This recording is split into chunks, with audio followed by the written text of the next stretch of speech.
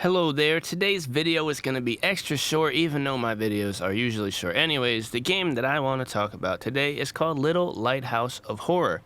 I only have 95 minutes played of this game, but I have completed it twice. I don't know how many total endings this game has, but there are at least a few according to the internet.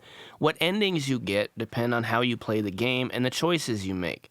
What I appreciate about that with this title is it's short enough to actually want to go back and try different paths. Essentially, you arrive at a lighthouse where there has been some disappearances. It's not really on you to investigate that at first, you're just there to run the lighthouse. You will be visited and you get to decide how to respond to the NPCs, and that shapes how the game plays out. I loved it. I don't want to give anything away, but my first playthrough, let's just say I was a little too law-abiding. Yeah, let's call it that.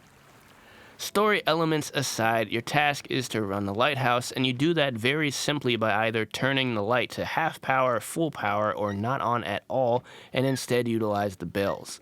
This meter, I gather, is what you need to keep an eye on for when you actually need to do something.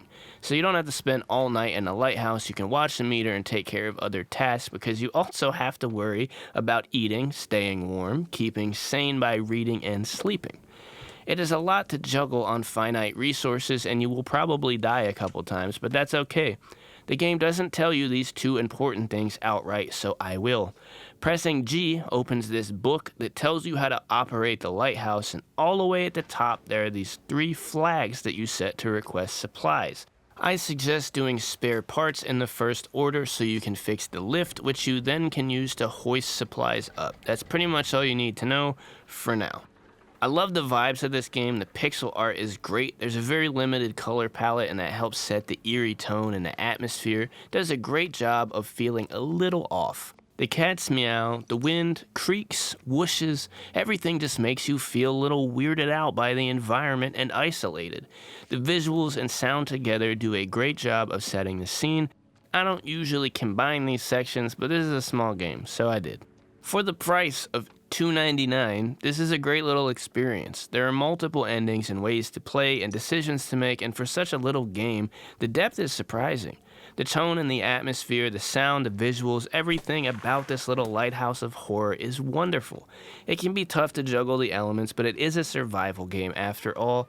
I bought this when it came out in January, but just got around to playing it, and I regret shelving it for this long. Spend the $3, play this lovely experience, and do your best not to freeze to death or go crazy. That's my little review for the day. Thank you for watching. Please like this video and consider subscribing to the channel, and I hope to see you next time.